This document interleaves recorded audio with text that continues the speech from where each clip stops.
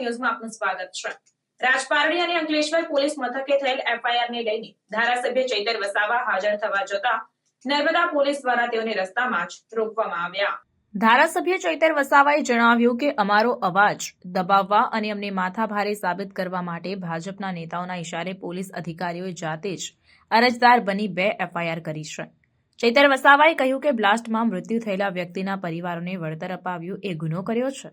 અમે કોઈ ગુનો નથી કર્યો એટલે અમે પોલીસ સ્ટેશન હાજર થવા જઈ રહ્યા છીએ। બ્લાસ્ટમાં મૃત્યુ થયેલા વ્યક્તિઓને પરિવારોને વળતર અપાવ્યું તે શું ગુનો છે?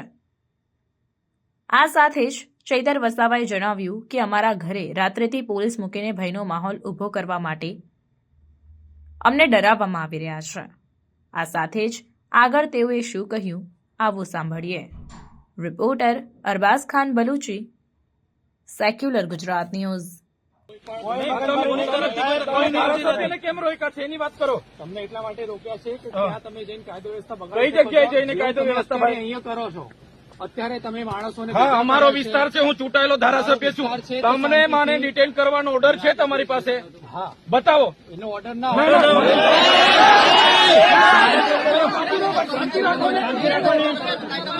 શાંતિ રાખો તમે। કાયદામાં જોગવાઈ છે ધારાસભ્યના ઘરે પોલીસ મૂકવાની જોગવાઈ તમારામાં કોણે તમને સત્તા આપી છે ભાઈ? રાતે કોણે પોલીસ મૂકી હતી મારા ઘરે? બંદોબસ્ત બધી જગ્યાએ રાખી શકે। કેમ આજે કેમ બંદોબસ્ત મારા ઘરે મૂક્યો તમે? બિલકુલ નહીં। કાયદો અને વ્યવસ્થા અમે પણ જાણીએ છીએ। અમે કોઈ પ્રકારનો કાયદો વ્યવસ્થા હાથમાં લેવા નથી માંગતા। તમને હું રિક્વેસ્ટ કરું છું, તમારી વર્દીનું સન્માન કરું છું। સાંભળો મારી વાત।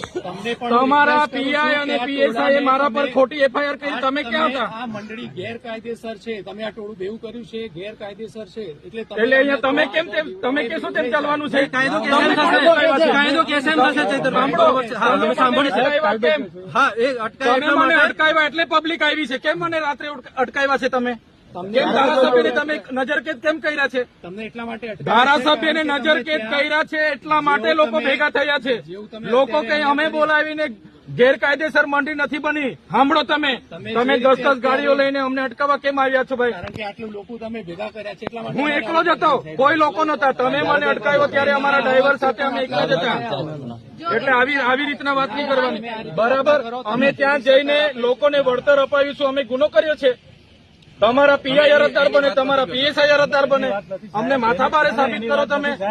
એ તમને નોટિસ આપશે ત્યારે તમે નોટિસ નહીં, નોટિસ ક્યારે? તમે આખો મોરચો લઈને ઘરે દોડી આવો છો ત્યારે નથી તમને ખબર પડતી? અમે નથી આપી કોઈ? ના, બિલકુલ નહીં। અમે નાના પોલીસને ટેપ પડી ગયેલી છે। પોલીસને ઉપરા છાપરી એફઆઈઆર કરો છો। હવે 70 લોકો પર એફઆઈઆર કરી છે। મારે 70 લોકોને લઈને કોર્ટમાં ફરવાનું છે। હવે પદયાત્રા કરી એમાં શું થઈ ગયું? એટલે તમને અમે વિનંતી કરીએ, તમે જાણી જોઈને ઘર્ષણ નહીં પેદા કરો। તમે કેમ હવે મને અહીંયા ઉચકી જવાની શું જરૂર પડી? ચાલો ને, મેં આવું છું પોલીસ સ્ટેશને। ચાલો આપનો વિસ્તાર છે, આપ બોલી શકો। અમે 2 એફઆઈઆર, તમારા પોલીસ અધિકારીઓ 2 એફઆઈઆર કરી, મને પૂરી દો। તમને સંતોષ થાય તો જેલમાં મોકલી આપીશું। અમને કોઈ સંતોષ તો પછી હું મગજ મારી છે બધી? કાયદાનો ભંગ ક્યારે નહીં કર્યો? પણ આ ભાઈ આ પબ્લિક જોઈ લો, અમને આટલા બધા ગાંધીજી હતા ને, અંગ્રેજો સામે લડ્યા હતા, મીઠાનું સત્યાગ્રહ કર્યું તો પરમિશન નહોતી લીધી અંગ્રેજો પર। તમારા પર કેટલી વાર લેવાનું? એકાદ વાર આપો છો તમે? એટલે બધા શાંતિ રાખજો। પરમિશન નથી લીધું, ભણેલા હોય તો વાંચી લેજો। હજુ તમે પોલીસની ગાડીમાં આવી જાઓ, ઘરે ચાલતા હું ઉભા કરો છો? અમે કેવા પ્રમાણે 3 કલાકથી વેઇટ કરીએ છીએ, પણ અમે તો ભરૂચ જવાના છે। અમારે અંકલેશ્વર જામીન આપવા દે છે। ગુનો જ નહીં, ભરૂચ નો છે, અમે ભરૂચ જઈએ છીએ। શું કરો તમારે? લાગે વચ્ચે અમે 3 ગુનેગાર છે, તમે ગુનામ પાડવા માંગો છો અમને ઉપરથી? બીજી હજુ એક ફરિયાદ કરવા માંગો છો? અમને ઢીલા પાડવા માંગો છો? તમે ભાજપના ઝંડા પહેરી લઈ આવો તમે, સાચી વાત છે।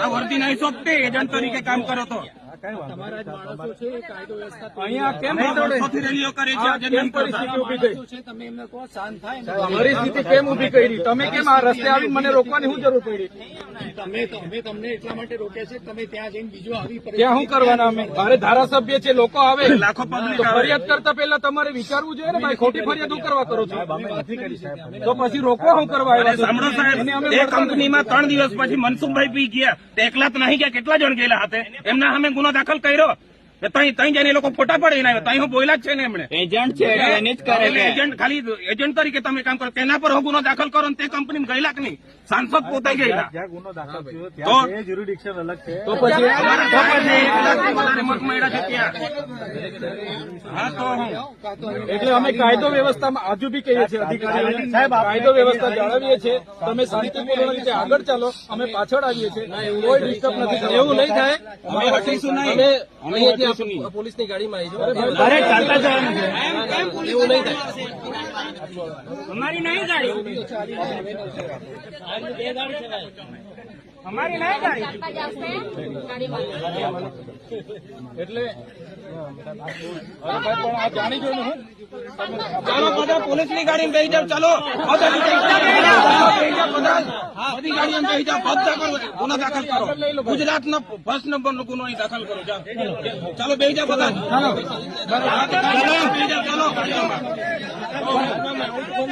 પોલીસ અધિકારીઓને વિનંતી કરીએ છીએ અમારા કોઈ પણ કાર્યકર હાથે પછી જીભા જોડી કે માહોલ પેદા માહોલ બગાડવાની કોશિશ નહીં કરો તમે સપોર્ટ કરતા હોય અમે છે જ નહીં યાર તો આટલા 3 કલાકથી વાટાઘાટો કરીએ છીએ હવે અમે એ જ કહીએ